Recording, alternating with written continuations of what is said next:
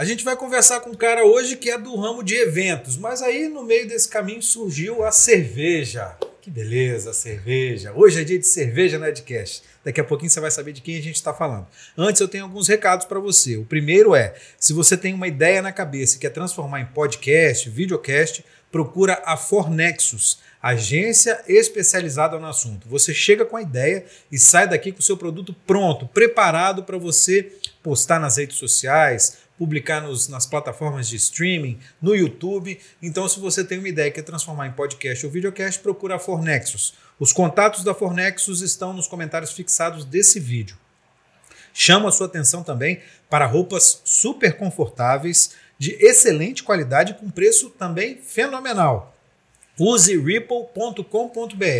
A Ripple é uma marca aqui do Espírito Santo muito legal. Você entra lá no site, faz as suas escolhas, coloca as roupas no carrinho lá, camisetas, tem boné também agora, bermuda, roupa feminina. Na hora de pagar, você digita o cupom EDUCA20 e aí você tem 20% de desconto. Então entra lá, use ripple.com.br. Quero te pedir encarecidamente para você se inscrever no canal. É muito importante para a gente continuar crescendo, que você se inscreva no canal, espalhe por aí, compartilhe os vídeos, dê like nos vídeos e também acione o sino das notificações para toda vez que tiver um vídeo novo, você vai ser informado na hora.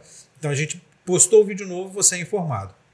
Lembro que a gente está nas plataformas de streaming, Spotify, Google Podcast, Apple Podcast, todos os lugares você vai encontrar o áudio do Edcast aí. Então, se você quiser fazer aquela atividade física, corridinha na praia, caminhada, você pode fazer ouvindo o Edcast, entrevistas muito legais, você vai ver que o tempo vai passar voando. E a gente também está na TV Ambiental, canal 525 da NET. Então, no canal 525 a gente está lá, programação ao longo do dia, com trechos das entrevistas, e meia-noite a entrevista na íntegra. Então, a gente está em todos os lugares para você assistir as nossas entrevistas muito legais.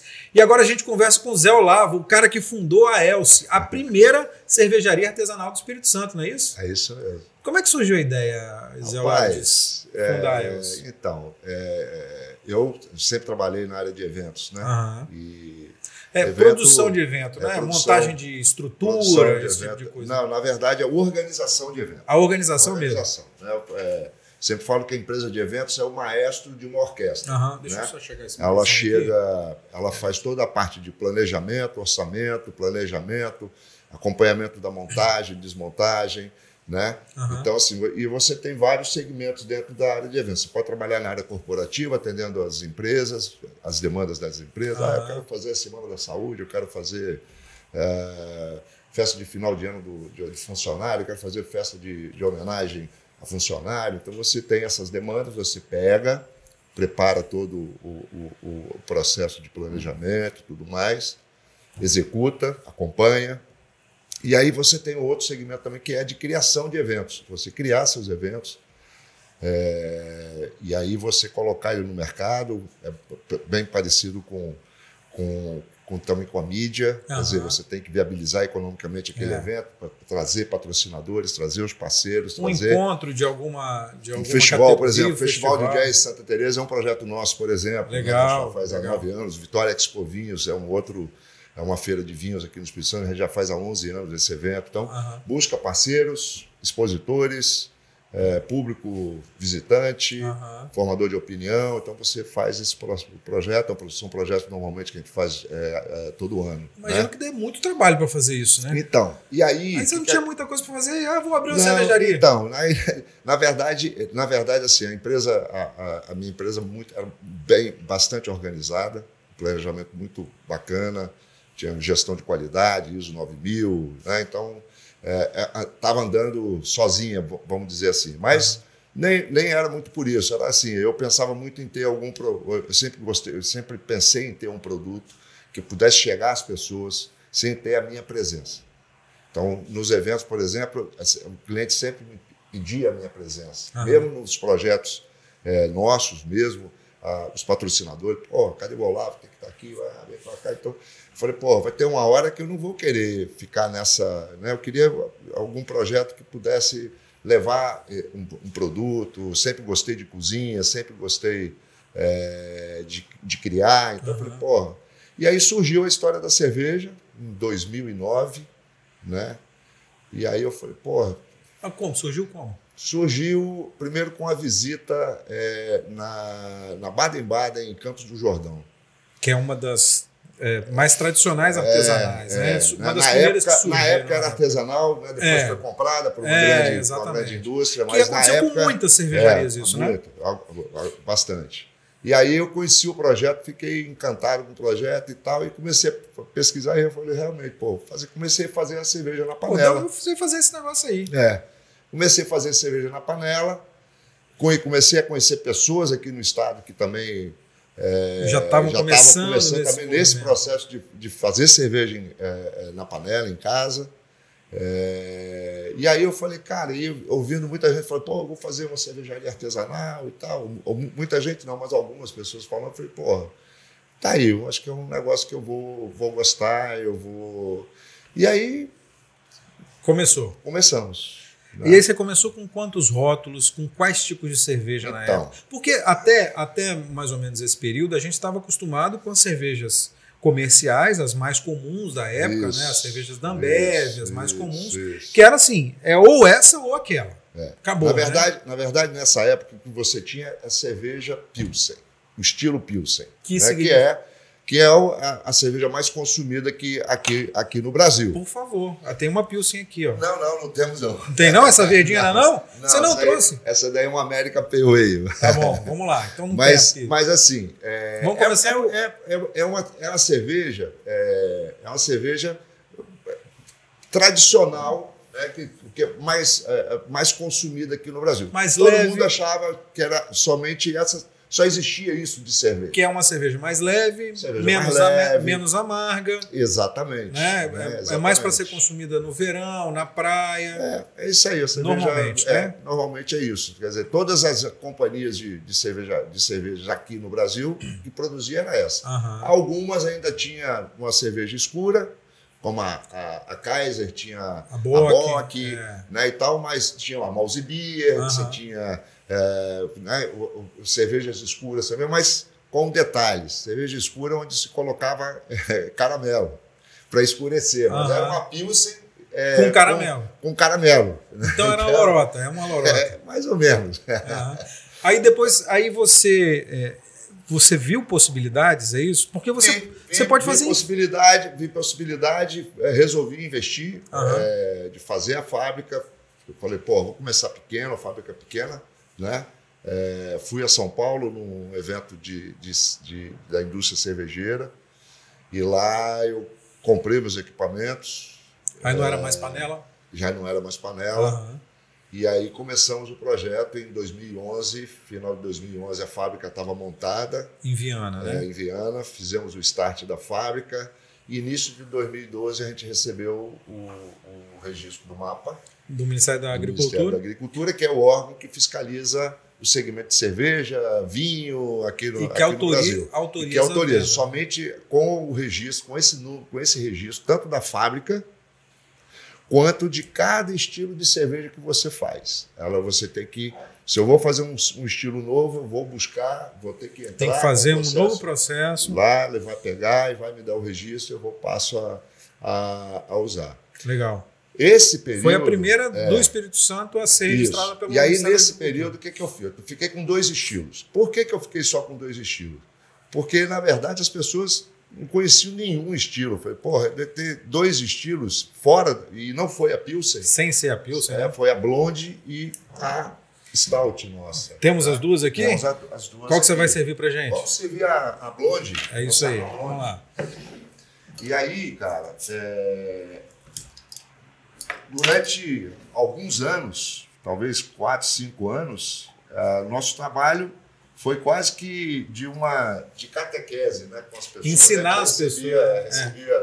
Recebia as pessoas lá na cervejaria. Essa é a Blonde Ale, não é isso? É a Blonde Ale, a nossa clássica, que eu apelidei de clássica, né, legal. Uma cerveja estilo belga, Opa. bem dourada. Legal. Né, a espuma também dourada.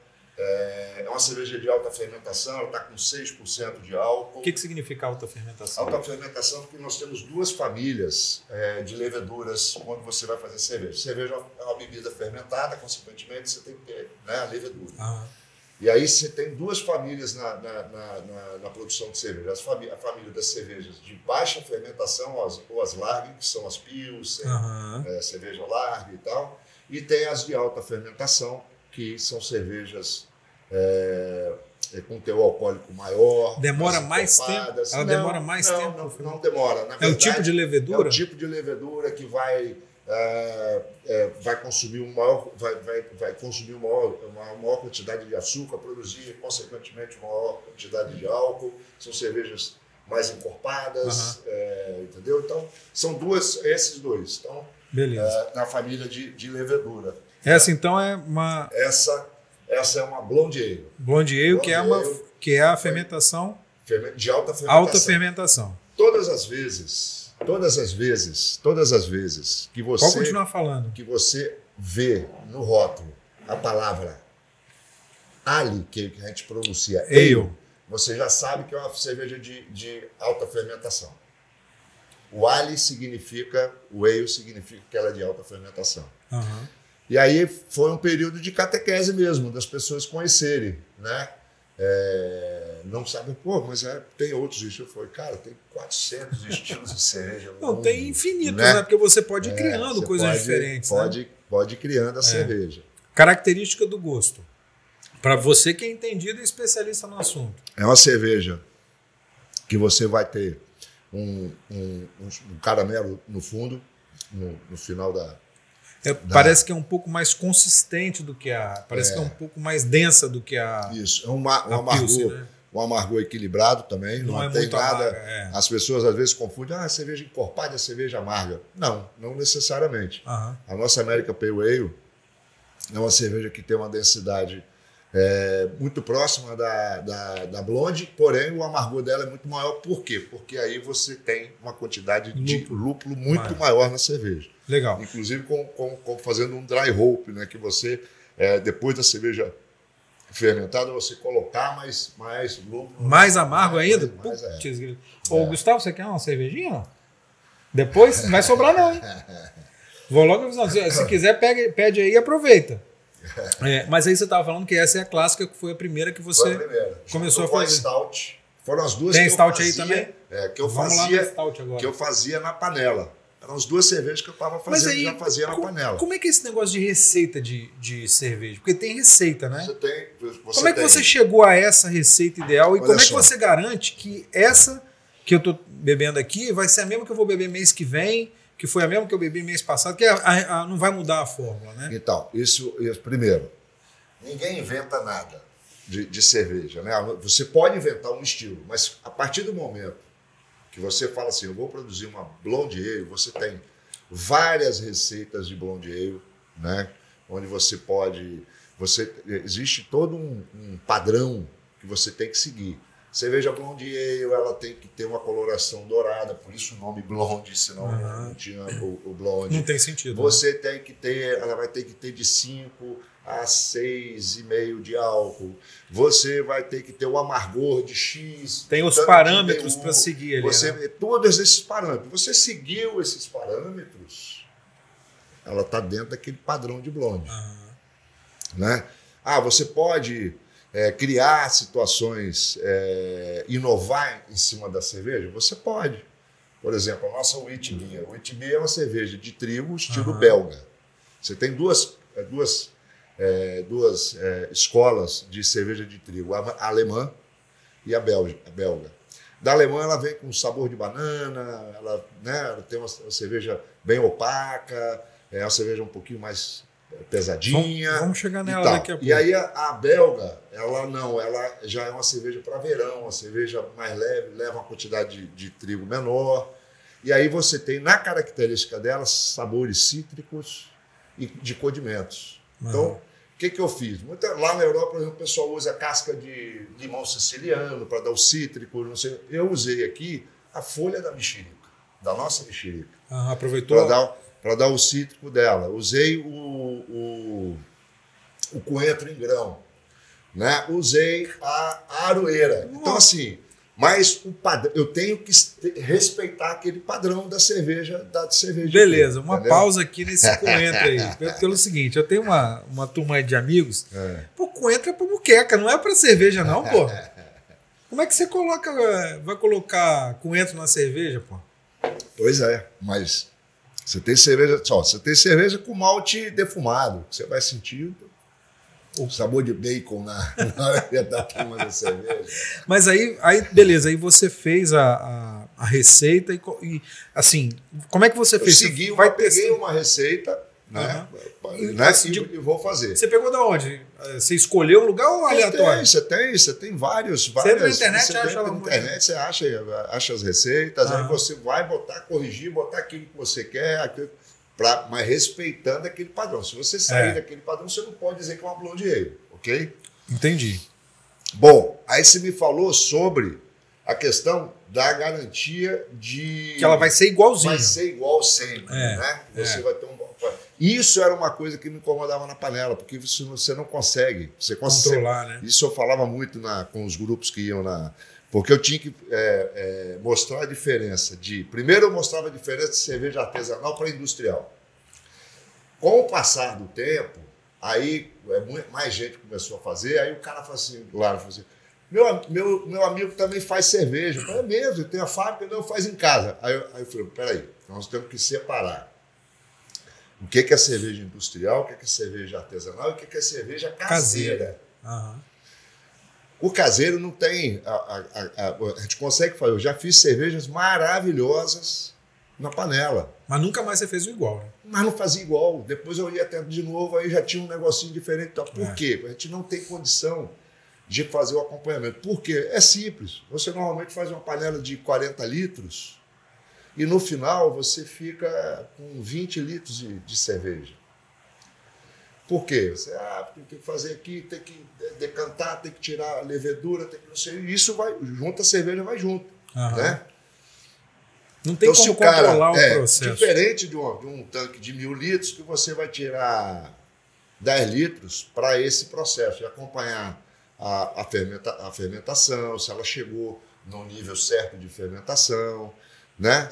Então, você tem todo um acompanhamento na hora da abraçagem, você acompanhar a densidade de braçagem é aquele negócio de mexer. O cozimento, o cozimento que você vai ter que acompanhar certinho a densidade toda. No final ela vai fechar com uma determinada quantidade de açúcar, que é a quantidade ideal. Você consegue medir isso tudo? Tudo.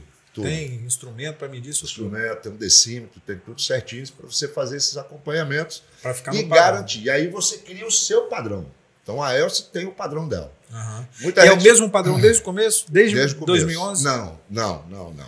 A gente veio mudando, eu tive consultoria do Paulo Schiavetto, tive consultoria de pessoas, de cervejeiros, mestres cervejeiros que vieram, falei, dá uma afinada nisso aqui, eu queria melhorar isso aqui, fomos até chegar num padrão. E chegou, tá no padrão. Tá no padrão que eu imagino ser o padrão que eu gostaria que eu gosto de estar oferecendo a cerveja para o nosso consumidor. E dá para manter para o resto da vida esse padrão?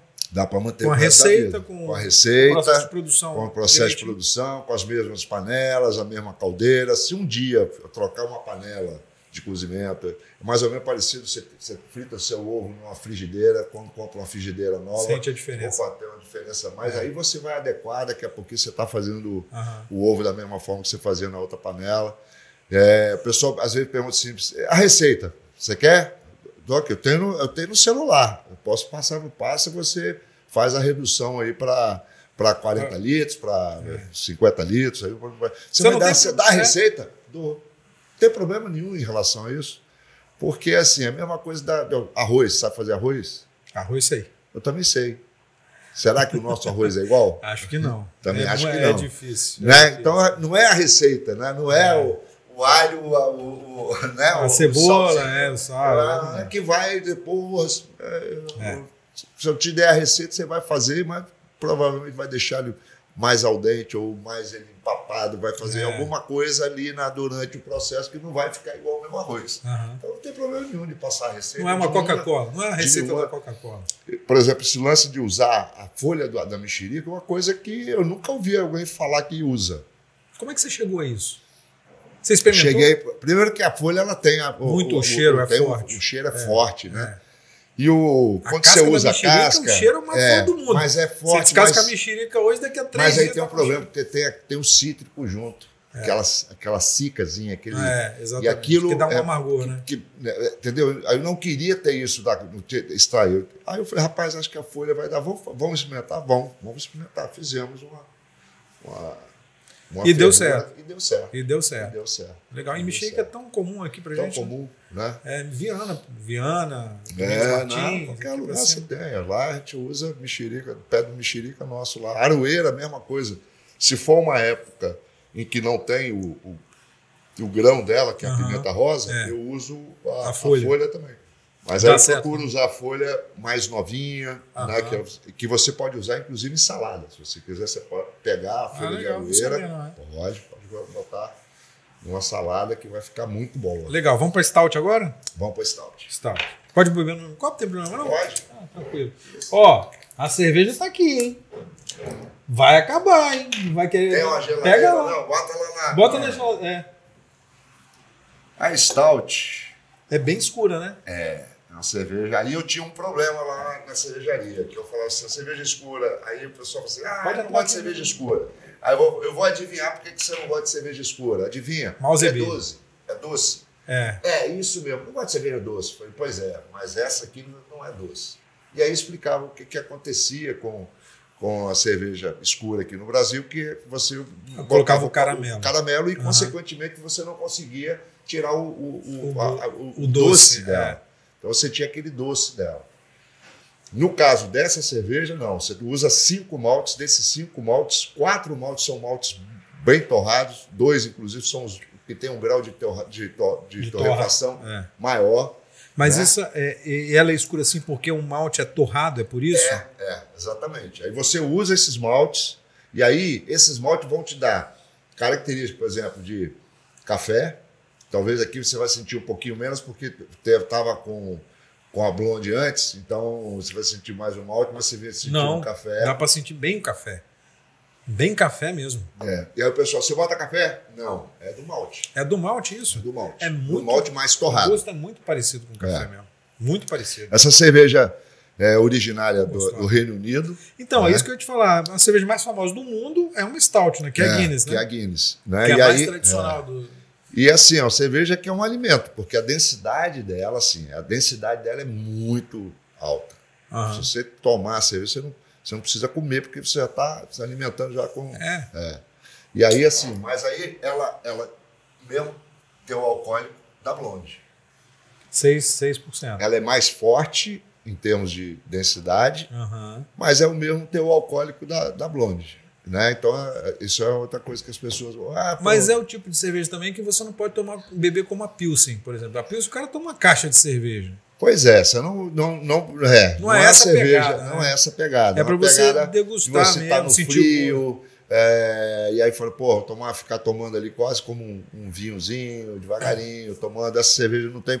Você está tomando, que você está vendo que ela está saborosa, não tem nenhuma rejeição. E ela já deve estar uns 8 graus positivo, provavelmente, aqui. Assim, é isso outra coisa que eu ia te perguntar, porque você trouxe gelada, né? Mas a gente está aqui, o tempo está passando, ela está esquentando. A cerveja Pilsen tradicional, a gente bebe muito gelada, né? E muita gente fala que não é bom beber gelado porque você não sente o gosto da cerveja, né? Isso. Essas cervejas, a recomendação é que não beba gelado mesmo? Olha só, a recomendação é você tomar aí a partir de 0 grau para cima, né?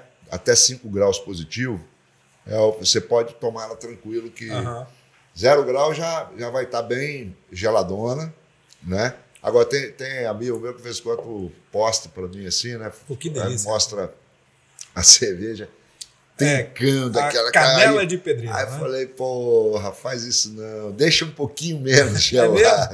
Mas essa assim, é convidativa, né? Quando alguém te mostra uma foto, quando você pega aquela toda branca por fora, assim, é convidativa aquilo. A Pilsen aí, no sol danado, puxa, né, cara? Vida, não é? É verdade. Não é? Então, essa também foi uma das primeiras? Foi, junto com a Blonde. A Blonde foram as duas primeiras. Essas duas eu fiquei durante 4 anos fazendo só ela. Só as duas? E aí, quando é que surgiu a ideia de fazer mais? Aí foi quando eu tinha certeza de que eu estava dominando o processo dessas duas.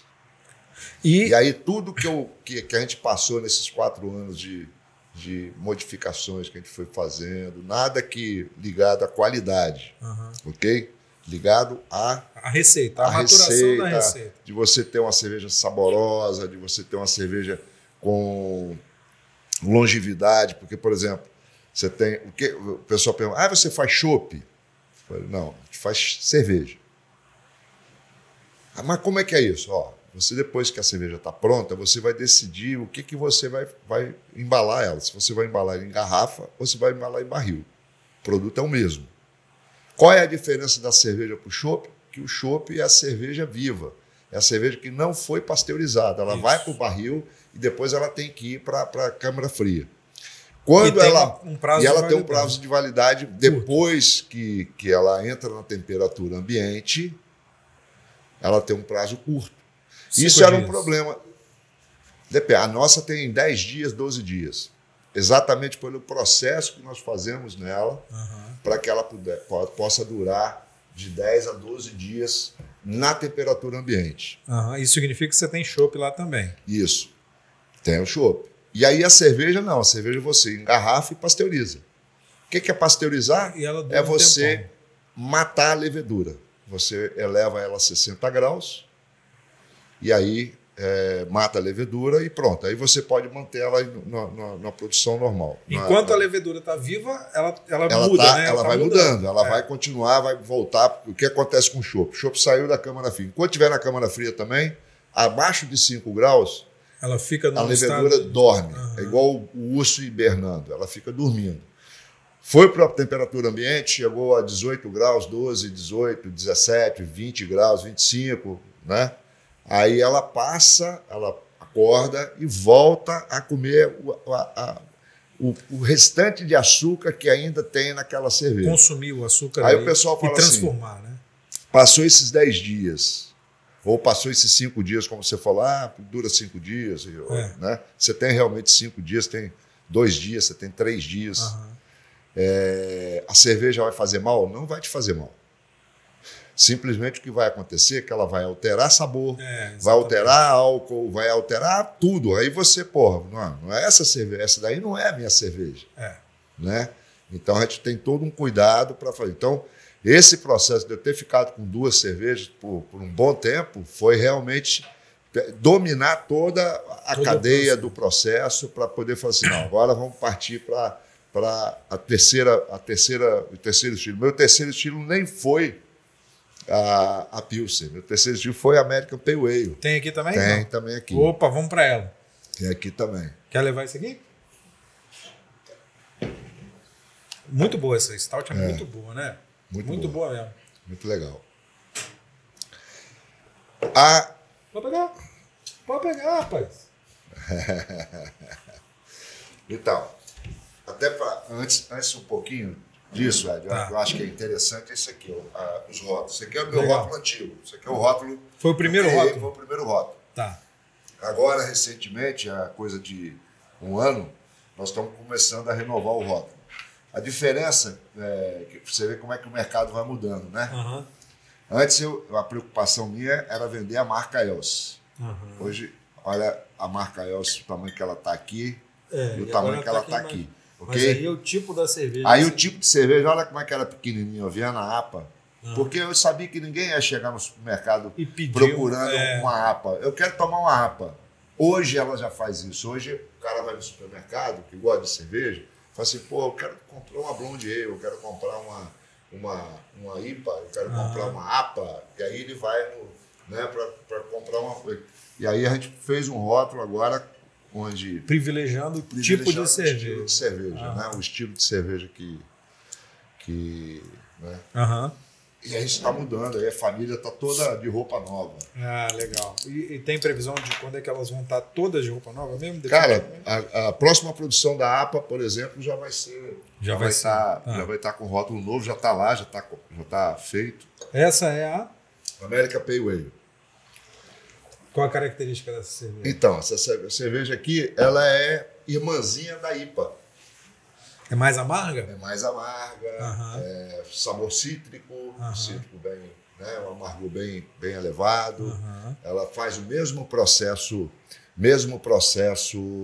Vai te dar bronca ali, que você tá mudando de lugar. Mas não tá feliz que ele tá tomando a cerveja lá?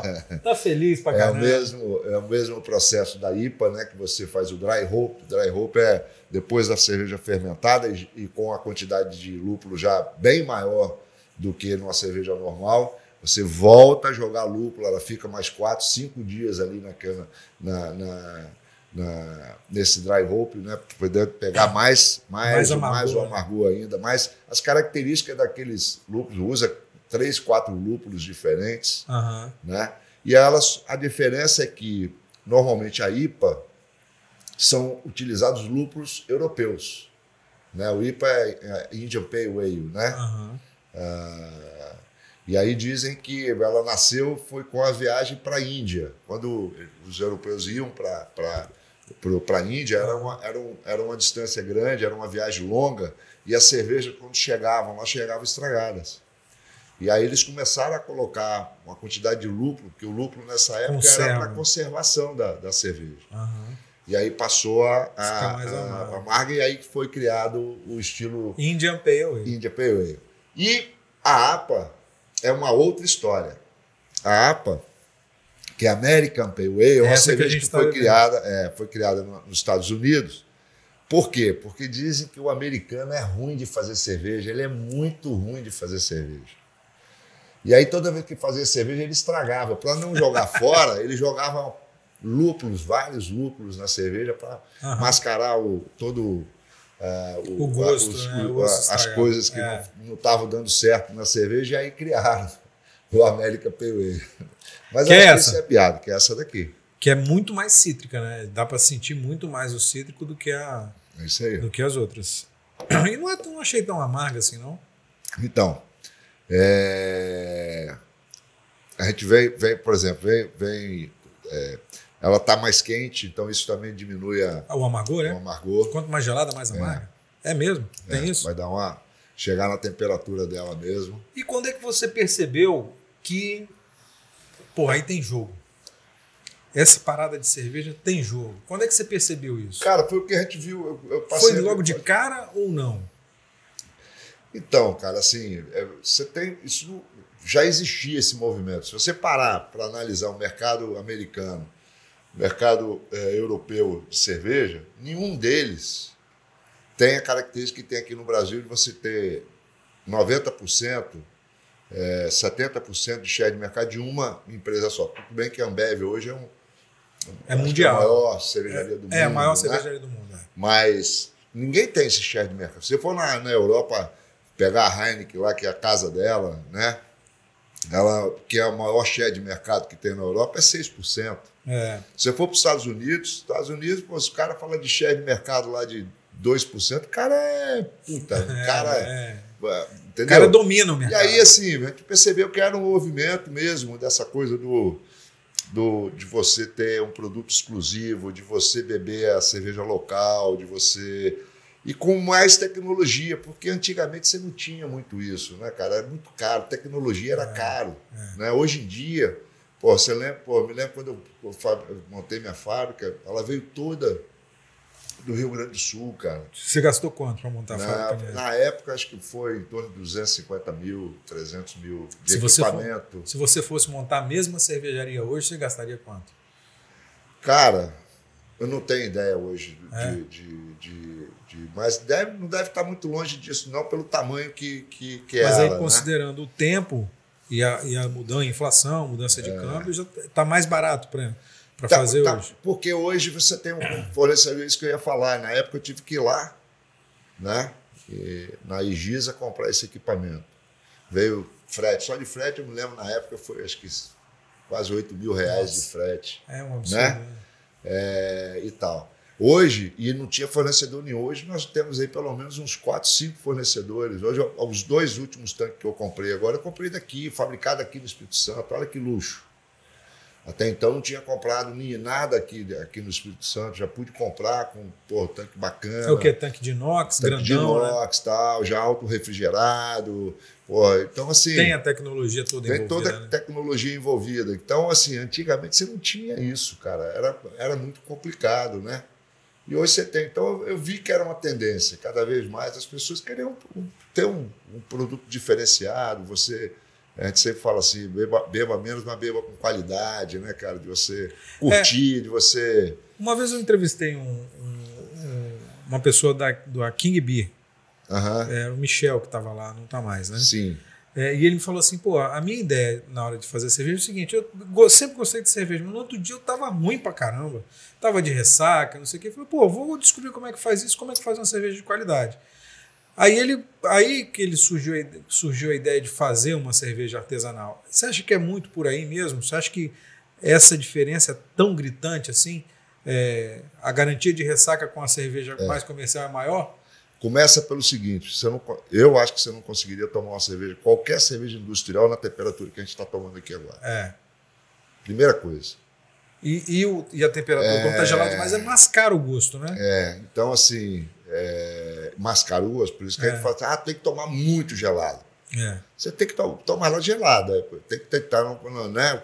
Se você tiver com 35, 37 graus, 38 graus de temperatura ambiente. Porra, você vai tomar se você pode tomar uma cerveja a 0 grau, né? Por que você vai tomar uma cerveja de 5 graus? Não, com certeza. É diferente você estar numa temperatura de 15 graus, 10 graus, né? E aí, porra, deixa eu tomar ela um pouquinho mais, né? Não precisa estar 0 graus, pode estar 3 graus, mais 5 ambiente, graus, mais ambiente, aquela coisa toda, né?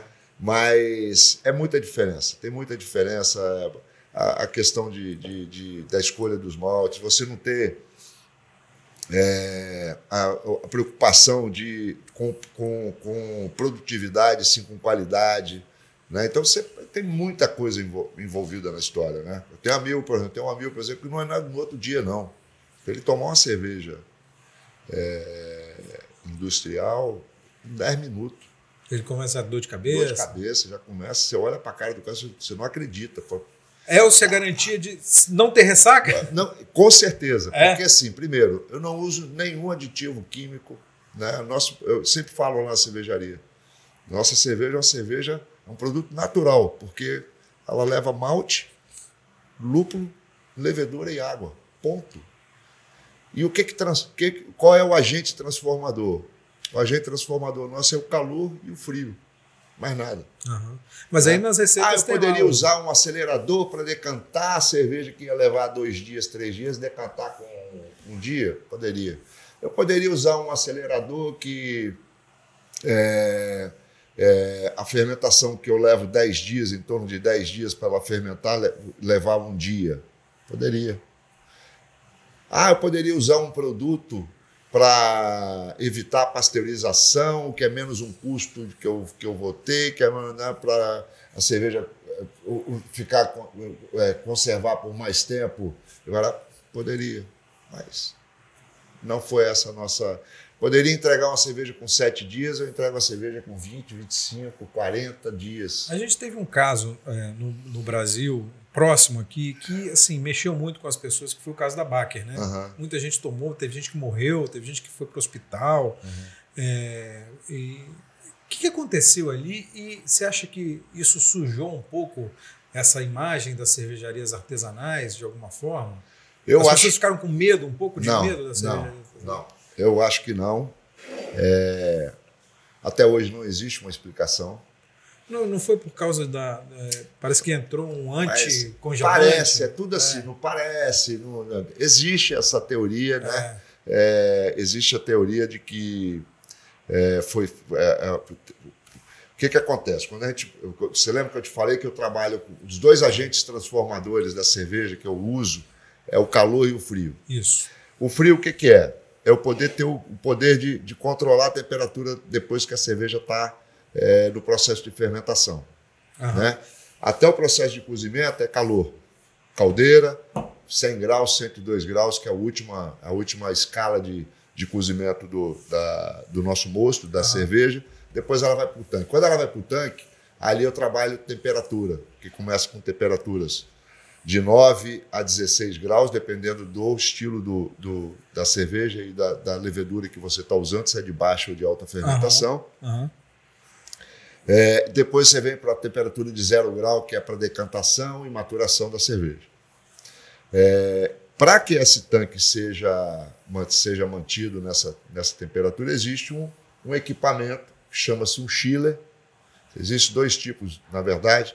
São tanques autônomos, que eu falei há pouco para você, que ele já tem é igual a geladeira. Você liga na tomada, vai lá, bota a temperatura que você quer, ele vai dar. Como é que isso funciona? O tanque ele tem 2 paredes de aço inox, uma interna e outra externa. No meio, você tem um produto de tipo isopor, polietileno, que é para o isolante térmico, e tem a serpentina. Nessa serpentina que circula o líquido refrigerante, ok? Nessa serpentina. O que estão falando, que falaram da Baker, que vazou, é que nessa serpentina, que está no meio de 2 paredes de aço inox, que ela furou e que contaminou, que por azar foi lá, furou também a parede de aço inox do tanque e misturou com a cerveja. Primeiro, cerveja, o maior veneno da cerveja é o oxigênio. A cerveja foi para o tanque, a partir de começa a fermentação, já era. Então, o que acontece? Ela sempre fica de um bar. Vai chegar os cachaceiros aí, querendo tudo beber cerveja. Tá aqui, ué. A cerveja ela sempre vai estar com pressão. Ela vai estar de 1 quilo, meio quilo para cima de 1 quilo até 2,5 kg de pressão dentro. Então, primeira coisa, se houver um furo na tubulação, na parede do tanque, vai perder a pressão. A cerveja vai sair, não o líquido refrigerante. O líquido porque refrigerante não tem pressão nenhuma. A pressão é só a pressão de circulação, mais nada. Então, essa é uma coisa que eu cara, é impossível. Que é difícil. Mesmo que seja isso, a Baker produzia 500 mil litros de cerveja por mês. O tanquezinho da Baker lá não era tanque de menos de 50 mil litros, 15, 20 mil litros. Ok? Como é que uma cerveja contaminada vai para o mercado e aí morre? Assim, é uma tragédia. É uma tragédia. Mas se você olhar em termos de volume, fala assim, pô, morreram, sei lá, 6 pessoas? Eu acho que foram 7 pessoas. 7 pessoas.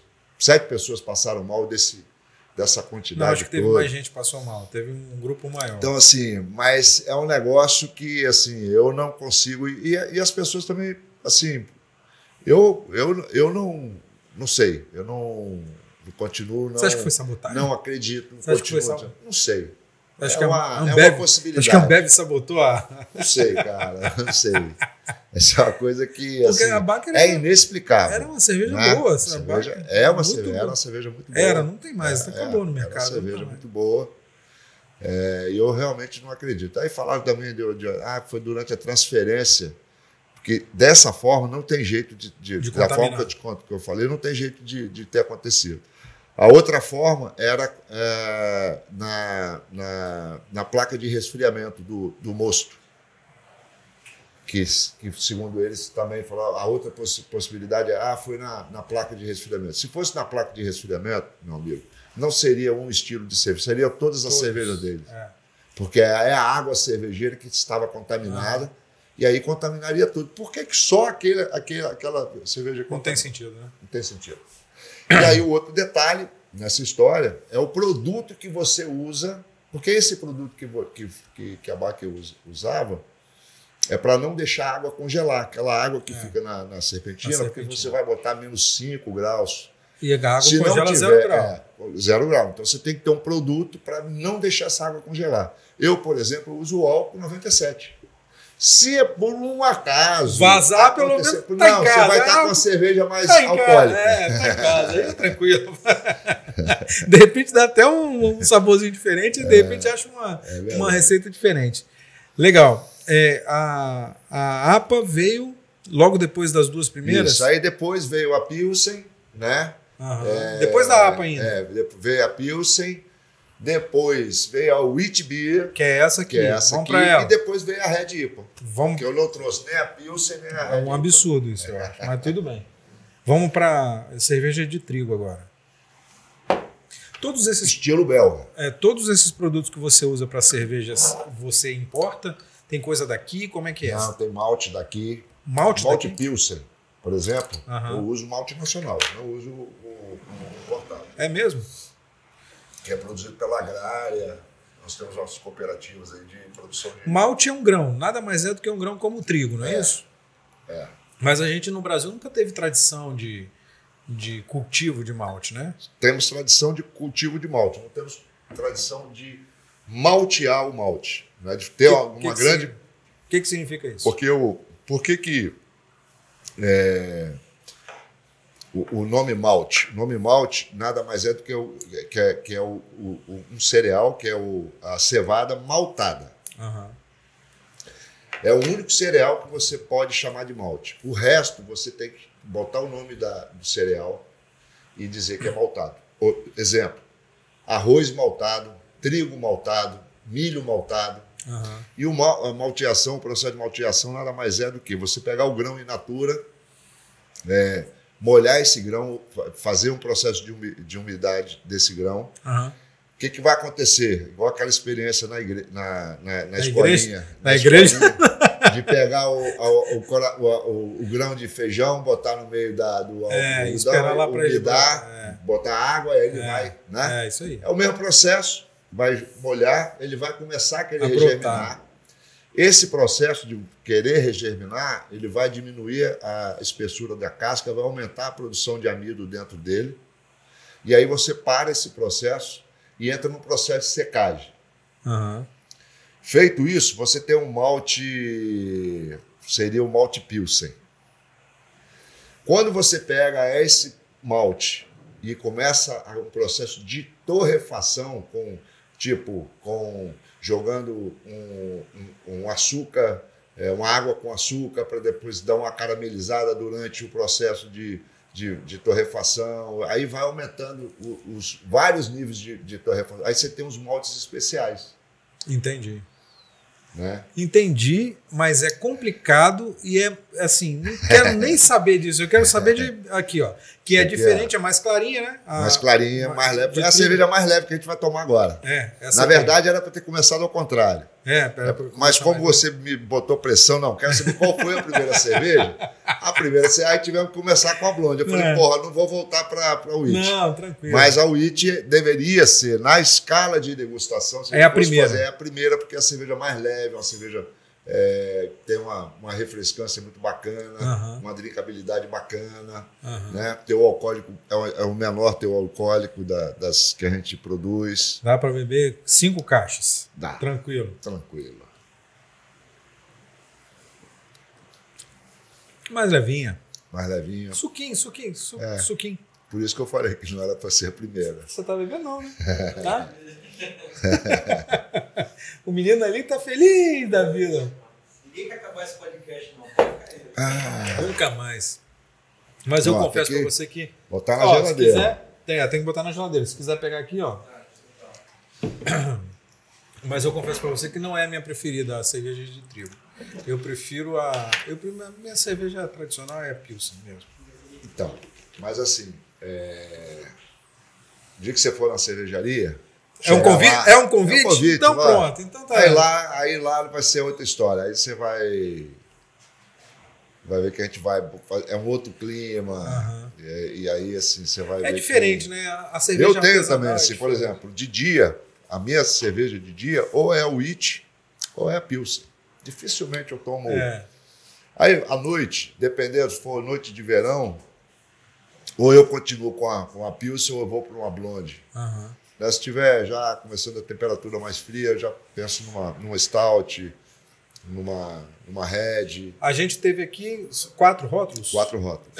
Vocês têm 6 lá? 6. Faltou a IPA e a Pilsen, né? E a Pilsen. A IPA que é a mais amarga e a Pilsen. Isso. Mas você faz cerveja sazonal, assim, Sim. tipo...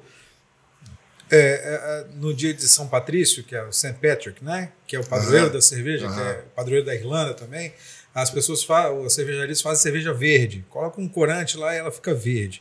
É a Pilsen verde, na verdade, né? Para comemorar. Você também tem isso lá de cervejas comemorativas ou cervejas sazonais? Eu tenho 2 cervejas que a gente está fazendo. Tem uma para Outubro Rosa, que nós fizemos uma cerveja rosa que a gente chamou de Elce Outubro Rosa, né? Que é Pilsen, uma Pilsen. Não, ela não é uma Pilsen, ela é uma wheat que leva hibisco. Então não é corante, é o hibisco que dá a coloração com a fruta, com a fruta, né? Tem uma outra cerveja que eu faço para final de ano, que é refermentada na garrafa, que é o meu processo do espumante, é em garrafa de espumante, com rótulo, com rolha. Tem aquela tudo. Pressão também? Tem, você vai soltar a bicha, que é uma Berliner Weisse, que é um estilo de cerveja que também belga. Quando o Napoleão invadiu a Bélgica lá, eles chamavam de espumante do norte essa cerveja, né? Porque é um espumante, realmente ela tem uma carbonatação mais elevada, porque ela é carbonatada na garrafa, mas é bem... Ela é engarrafada e junto com a garrafa vai o gás, né? Não, é porque o processo você refermenta, você enche a garrafa com a cerveja, joga mais um pouco de levedura e ela faz a refermentação. É igual o mesmo processo do espumante. O espumante também é a mesma coisa, o champanhe também é a mesma coisa. Por isso que ela tem a rolha e tem a gradezinha. Porque se ela não tiver com aquilo ali, estoura. Entendi, mas a produção de de gás carbônico durante a fermentação é grande também. Tem que fazer um planejamento para lançar essas cervejas, né? Assim, cara, a gente acho que da Berliner, por exemplo, acho que eu fiz 200 garrafas.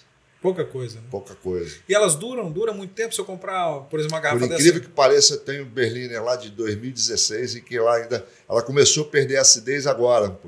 Caiu um pouquinho a acidez e começou a cair um pouquinho a carbonatação agora. Mas depois de 2016, 17, 18, 19, 20... 16 para 6 anos, né? 6 anos. 16, 16, 17, 19, 6 anos. 6 anos. Legal. Eu acho que a coisa mais legal da cerveja são as histórias. Né? A coisa mais legal de você sentar e beber a cerveja, e uma pessoa que sabe de cerveja, são as histórias. Você sabe e você tem consciência das histórias que a Elce criou nesse tempo aí? Não. Você viveu essas histórias. Vivi muita coisa. Que histórias são essas? Que histórias são cara, é sempre a história de... A cerveja, ela é a bebida mais usada para comemoração, né? No mundo inteiro. É mais usada no mundo inteiro, né? Então, acho que o ambiente da cerveja... Até esses dias eu fiquei meio puto porque saiu no Globo dizendo o seguinte, o vinho... Até elogiando o vinho... falando que o vinho ele ajudava a prevenir Covid e que a cerveja não. Você viu isso? Eu vi isso essa semana. Eu vi. Aí eu falei, porra, o que justifica Falei, no mínimo é o seguinte, porque a cerveja é uma bebida da alegria, né, cara? E de grandes confraternizações, de muitos encontros, né, cara? Então, pode ser que realmente, porque aí você vai estar com mais gente, em contato com mais gente, né? E aí, de repente, você tem uma conta, né, de ser agora. Vinho é uma coisa mais intimista, realmente, né? É um casal, é um grupo pequeno de amigos. E tal.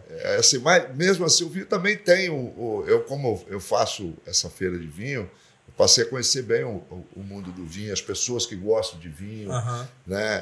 Tem um amigo que fala assim que o prazer dele de tomar um vinho bom é poder partilhar com os amigos, estar junto com os amigos, e abrir a garrafa junto com os amigos. Ele sozinho não tem tesão. Agora, social, né? É uma coisa social.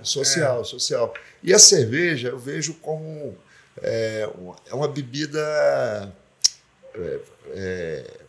comunitária, né, cara? O ambiente dela é de muita gente, sempre de muita gente. Né, de descontração. De descontração, né, cara? Das pessoas, de risada, alegria, de... Então, assim, cara, é o ambiente que a gente sempre tem lá na cervejaria, as pessoas chegando. Você tem aquela reguinha lá também? Tem aquela reguinha para servir as pessoas? Então, tá faltando só chegar para mim a régua, os copos já estão lá e tudo. Aí a gente serve sem cobrar, né? Vai lá assim, deixa eu ver, se a pessoa não conhece, a gente vai lá e coloca lá para um shortzinho para ela experimentar e tal, mas nem cobra isso aí. Mas a gente vai fazer Tá para fazer a reguinha agora. E você tem outras receitas no radar? Quer lançar outras coisas? Como é que está a Elce como negócio? Então, cara, aí entra um outro lado, né? Assim, que é o lado de produtividade. Eu tenho que pensar muito nessa questão, porque a vontade de fazer vários estilos a gente tem, mas economicamente falando, não são viáveis. Então, assim, se eu tenho que fazer uma cerveja, que eu vou ter que comprar mais um estilo de levedura, aí você começa a ter um problema, porque você, para reaproveitar essa levedura, aí começa o custo a ficar alto, né? Então, assim... Tem que ser tudo muito bem pensado. Muito bem pensado. Eu acho assim, cara, você poder oferecer uma gama são 6 estilos de cerveja, num desses estilos você vai ficar, entendeu? Mas aí você não tem ideia, por exemplo, de esse ano vamos experimentar esse aqui. Esse ano vamos experimentar essa receita diferente. Então, aí o que eu tenho feito é esse lance da sazonal, entendeu? Quando pinta alguma coisinha, assim, vamos fazer uma sazonal assim. Eu tenho muita vontade de trabalhar as cervejas de longa guarda, né? Porque a cerveja, ao contrário do vinho, é uma cerveja, quanto mais cedo você bebe melhor. Mas você tem a cerveja de guarda. Essa você tem. Tanto essa Berliner, por exemplo, é uma cerveja de pó. Dá para fazer 6 anos, exatamente. Né? Então eu tenho muita vontade de investir. Mas aí o vinho, é o ditado, né? Quanto mais velho, melhor. Embora não seja exatamente dependendo isso. Do vinho também. Tem que ser um vinho preparado para guarda. Preparado para guarda, garrafa preparada para guarda, exatamente. Aquela coisa toda. Ok, mas aí essa é a máxima do vinho, né? A cerveja não tem essa máxima, né? Não, mas você fazer? Tem cervejas de guarda. Isso eu tenho muita vontade de fazer. Cervejas que vão ser guardadas, vão ser feitas para daqui a 1 ano, 2 anos você está consumindo. Legal. Né? Usando barril de madeira, usando... Você já tem esse equipamento lá? Não mas tenho. É um plano. Mas é uma coisa que eu tenho muita vontade. Eu vejo a alegria das pessoas quando eu chego com a Berliner, por exemplo. Olha cá, você não toma cerveja? Não tomo cerveja. Então, peraí, não toma mesmo? Não, então eu vou trazer um negócio diferente. Aí eu trago a Berliner e falo, pô, que é isso? Tá, Legal. E hoje a Elce produz quanto de cerveja? Nós estamos hoje com capacidade para 8 mil litros. Mas aí você produz 5 mil, é isso? Então, nessa faixa de 4, 5 mil litros. E é essa faixa que você quer ficar? Eu quero ficar na faixa até 8 mil, mas vendendo direto para consumidor. Sempre vendendo direto para consumidor. Se eu conseguir isso, tá bacana. E hoje como é que é? Hoje você vende para os supermercados? Hoje eu estou com... Nesses 4 mil, estamos com...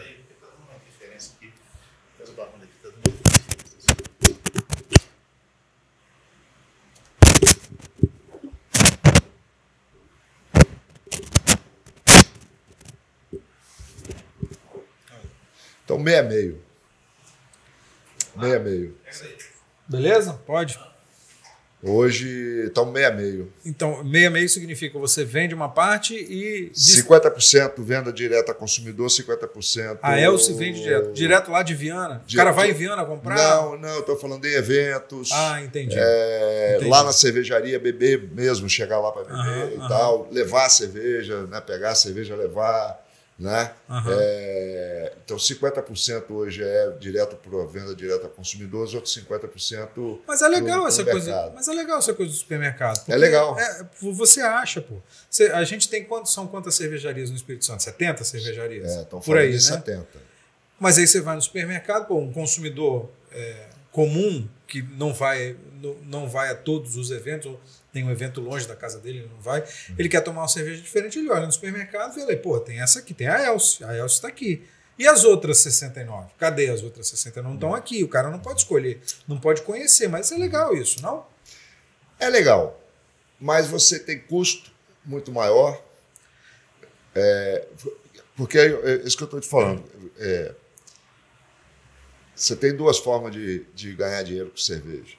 Ou é no volume, ou é no preço, na qualidade que você vai fazer, na sua rentabilidade. Tá certo? Que eu acho que deve ser um negócio difícil de você colocar, né? Que é essa coisa do preço, né? Porque a sua cerveja, por exemplo, não é barata perto de uma cerveja comercial. Sim. Quanto é que custa em médias? Média 17, 20. De 17 a quanto? 17 a 25? A Berliner eu vendia por quase R$70 a garrafa. É um preço considerável, né? Então, de 17 a 20...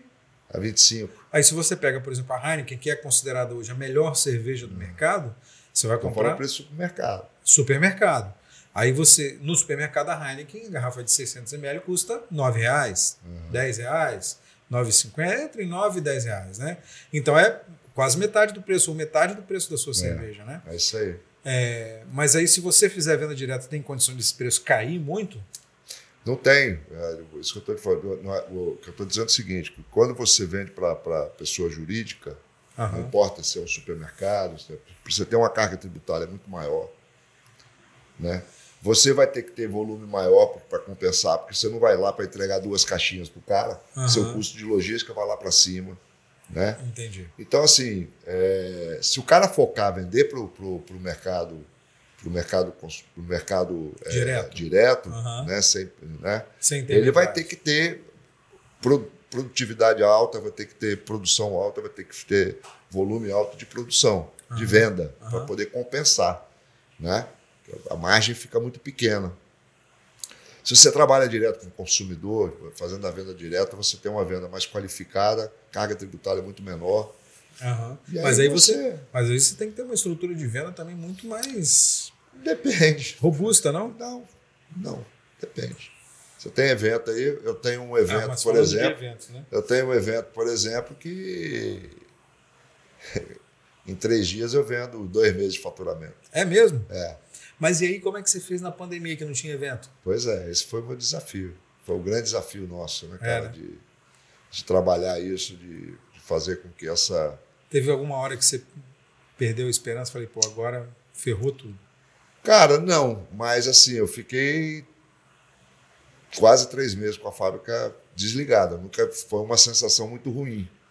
A fábrica parece que é um negócio vivo, né? É um filho. Não, filho, com certeza, mas assim, é vivo, porque o sistema de refrigeração, que faz a refrigeração dos tanques, ele não desliga, é 24 horas. Então tem o barulho, você entra na fábrica, tem um motorzinho que rodando para jogar, passar o líquido refrigerante nos tanques e tal. Quando está funcionando, você está com braçagem ligada ou invasando uma cerveja, aí tem mais barulhos, tem barulho de compressor, tem barulho de... aquelas coisas todas, mas não tendo atividade nenhuma, você entra na fábrica, tem aqueles... lá o cara botou lá, tocando e tal, fazendo... E aí, quando zerou, desliguei mesmo, fui lá no geral, pof, né? Ficou só a câmera... ficou só a câmara fria ligada com o estoque que eu tinha de cerveja, tiramos toda dos tanques, passamos tudo para barril. A garrafa que tinha engarrafamos, botamos lá. Não foi uma sensação muito boa, não, né? Por quase 10 anos, né, cara? Na época quando começou a pandemia. 9 anos, na época da pandemia, né? E aí não foi uma sensação muito boa. Mas eu estava com outro pepino maior ainda, que era a minha empresa de eventos, de 27 anos, parada, né, cara? Né? E zerou. Ela ainda tinha cliente, e o pessoal ia lá na fábrica, vem comprar uma cervejinha, tem um cliente tal que está ali, vamos para a prainha. Eu tenho um caminhão que fica na prainha no domingo, e esse caminhão no sábado fica na feira orgânica da Praia da Costa, todo sábado, isso é mais de 1 ano. Então esse caminhãozinho, vai para lá, fica lá, O pessoal... É uma saída também, muito legal. Unidades móveis. Eu vi um monte aí, Kombi, que os caras transformam em... Colocam um monte de biqueira, né? Isso, na verdade, eu chamo de um bar ambulante, né? Você exatamente. vai, tem uns locais que você para... Agora, tem que ter disciplina de estar sempre ali naquele horário, certinho, bonitinho. A coisa vai vingando, o pessoal vai para lá. Então, quando o caminhão não vai para lá por algum problema, reclama.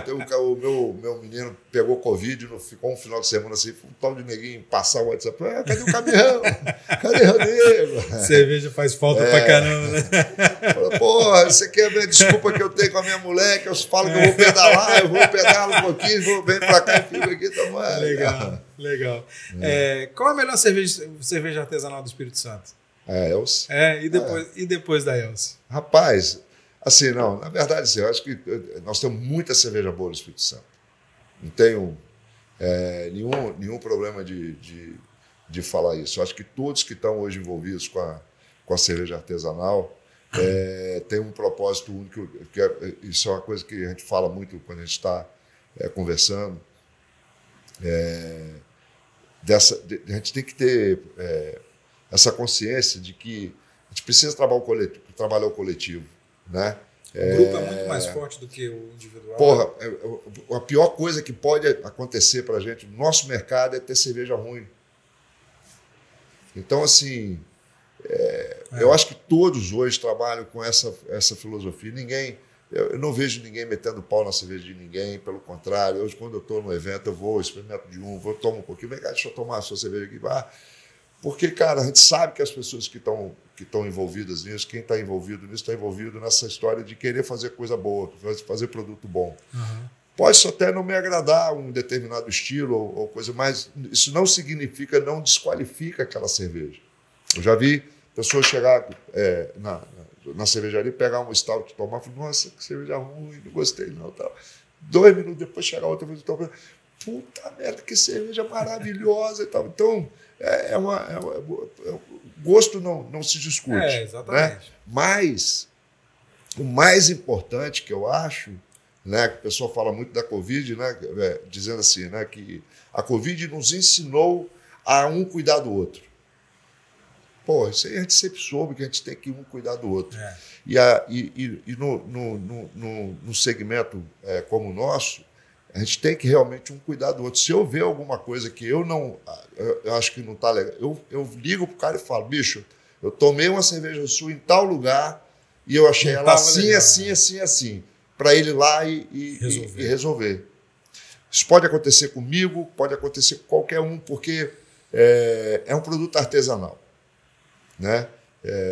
Quando você bota lá, quando eu boto 150 garrafas para pasteurizar, né, no pasteurizador, pode sair 1, 2, 3, 7 garrafas que não pasteurizaram direito. Uhum. Acontece, isso não é uma coisa. Então aí você vai tomar, não está legal. Se a pessoa, quando acontece, liga ou manda uma mensagem, tomei aqui, ou não está carbonatada, porque a tampinha não ficou bem fechada, vazou o CO2 e quando botou a famosa choca. Uhum, né? É verdade. Mas tem uma diferença de choca para cerveja de baixa carbonatação. Né? A gente percebe isso. Né? Você vê que a cerveja não está com aquela não chega a ser choca, mas não é choca. Né? Tem uma diferença nisso e tudo. Mas a pessoa fala, eu tomei, tinha zero. Cara, onde é que você mora? Então, vou mandar trocar a cerveja para você aí. Legal. Troca e tudo mais. Então, eu acho que, em relação à cerveja, acho que o Espírito Santo está muito bem servido. Cerveja artesanal está muito bem servido. Você vende para fora do estado? Não. Só estado? Só o estado. Só Grande Vitória, aliás. E você acha que isso não pode ser um mercado no futuro? Pode. Você tem esse pensamento e quer chegar lá? Tenho sim. Por quê?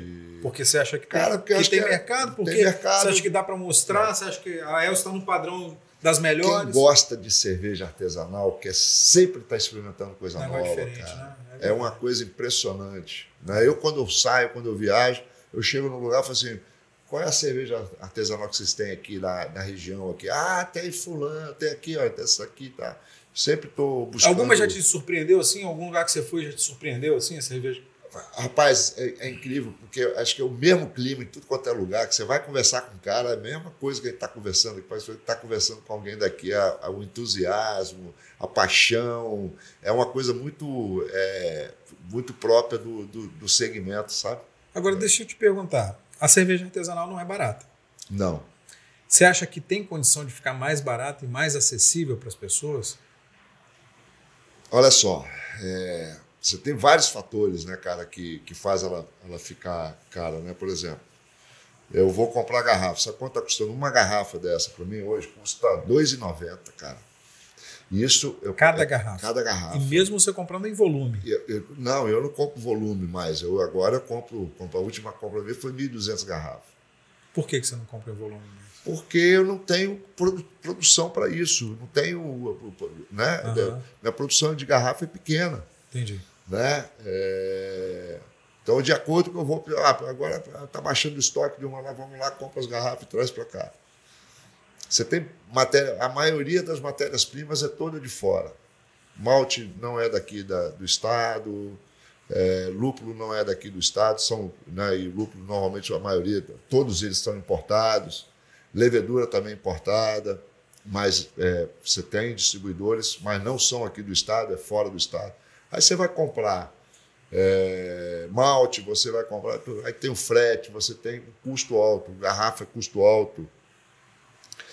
E a produção também influencia muito nisso. Né? Eu tenho um custo variável lá, por exemplo, de luz, gás e CO2, que ele é calculado em cima da minha produção. Mas a média, por exemplo, energia minha, eu produzindo é R$ 2.400, R$ 3.000.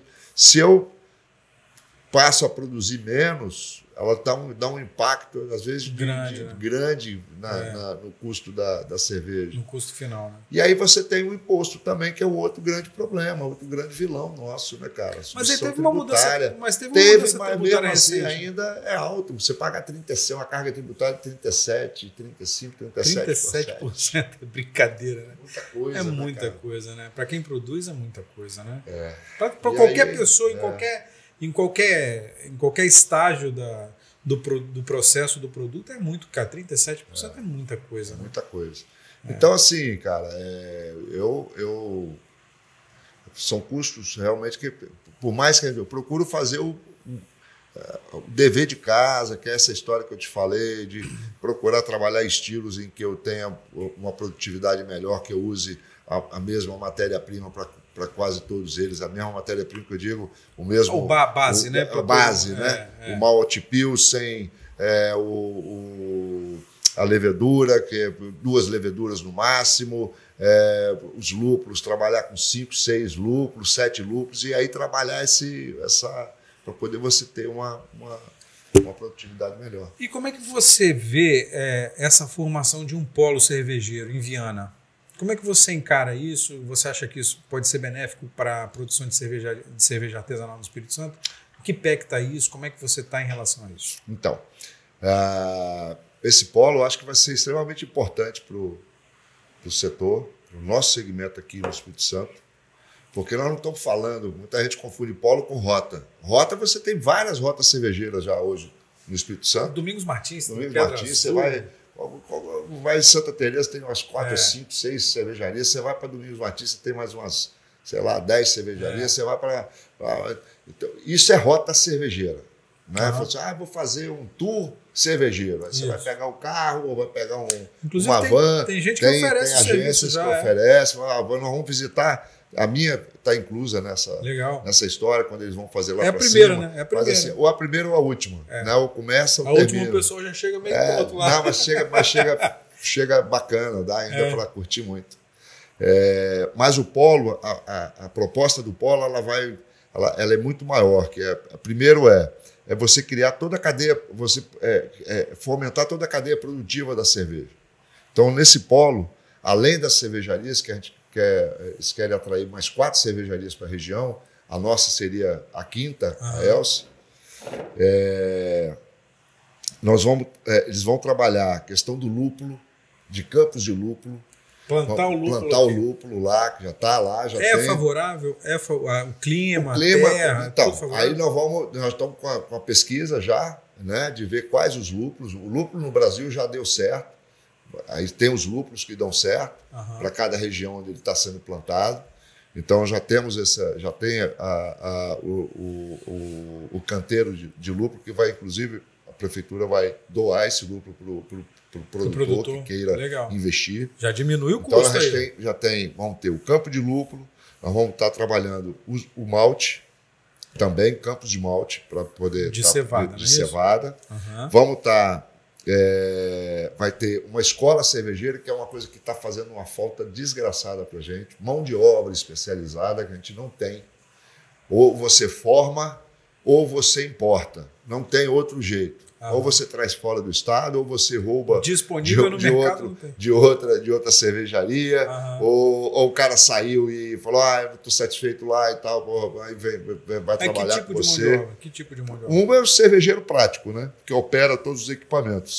São vários processos. Né? Dentro da fabricação de cerveja você tem braçagem, você tem a fermentação, maturação, né, dentro do tanque ali. Precisa de gente para fazer isso aí. Você tem envase, você tem pasteurização, você tem filtragem, você tem vários processos dentro do processo. Não é simplesmente cozinhar a cerveja e botar no tanque e depois tirar ela de lá Não, você tem vários processos de limpeza, de sanitização, que é uma coisa tem que ser extremamente rigoroso, porque a cerveja é muito sensível, qualquer coisinha ela vai ter problema.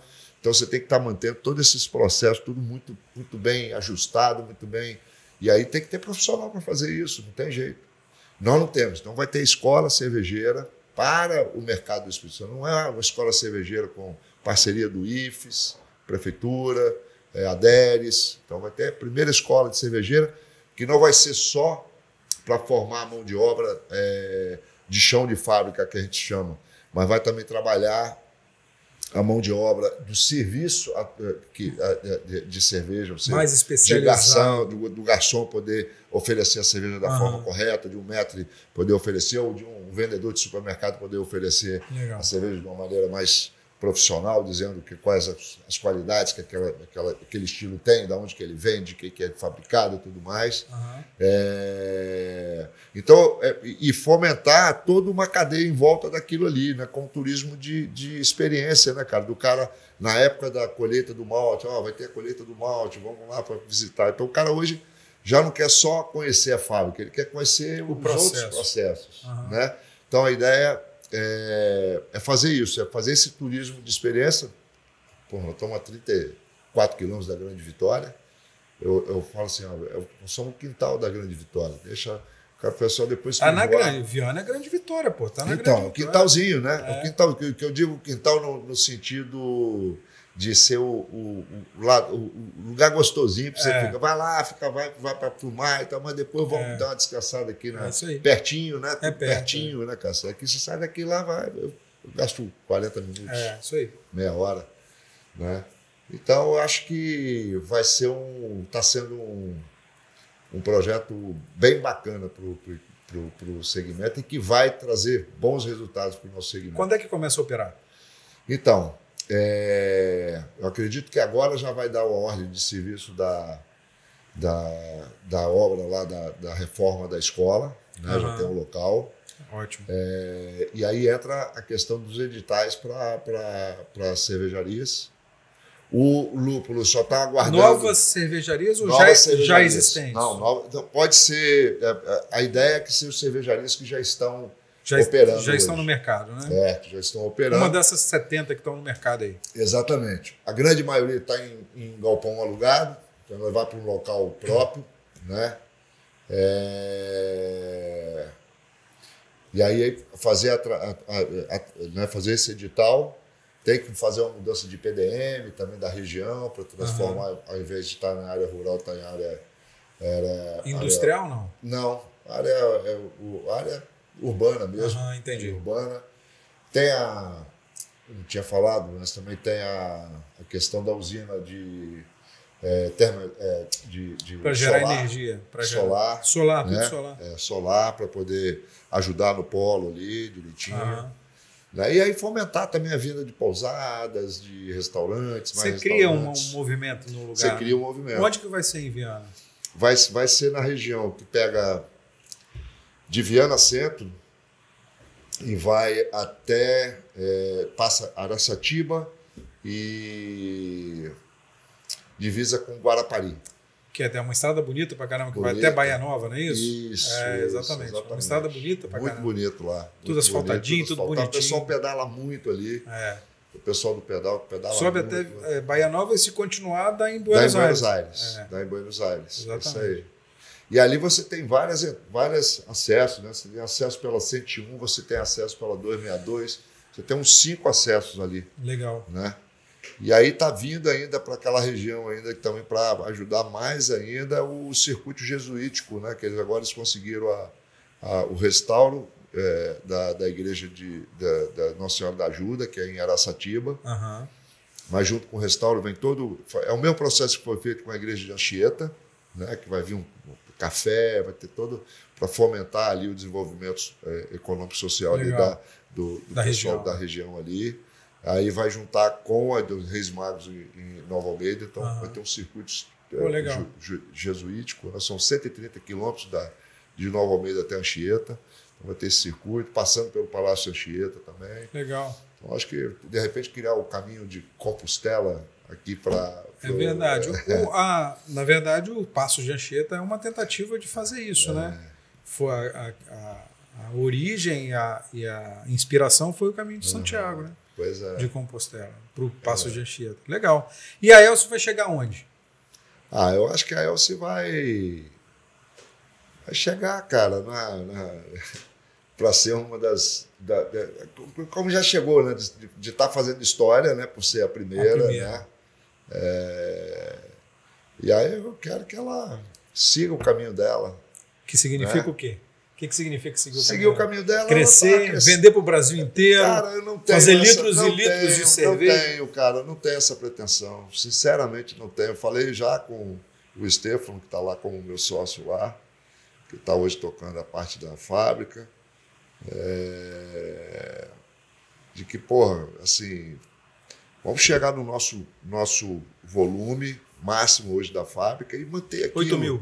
8 mil e manter esse aqui, fazendo o máximo possível de venda direta, qualificando a venda, qualificando cada vez mais as nossas cervejas. Eu não tenho mais do que essa pretensão, mas deixar que ela seja perene, vai embora. Você toma cerveja todo dia? Você toma cerveja todo dia? Não toma cerveja todo dia? Como assim, cara? Não tomo. Segunda, sexta, segunda, quinta, não bebo. É mesmo? Nada? Bebo, hoje quebrou o protocolo. Hoje eu tive que quebrar o protocolo aqui, mas isso aqui não é beber, né? Você vai degustar, né? Fazer uma degustação. Exatamente. Mas final de semana? Sexta à noite. Sextou. Sábado de dia e de noite, domingo até a hora do almoço. Legal. José Olavo, o cara da cervejaria Elce, a primeira cervejaria artesanal do Espírito Santo. Olavo, valeu, obrigado. Eu que agradeço. Legal.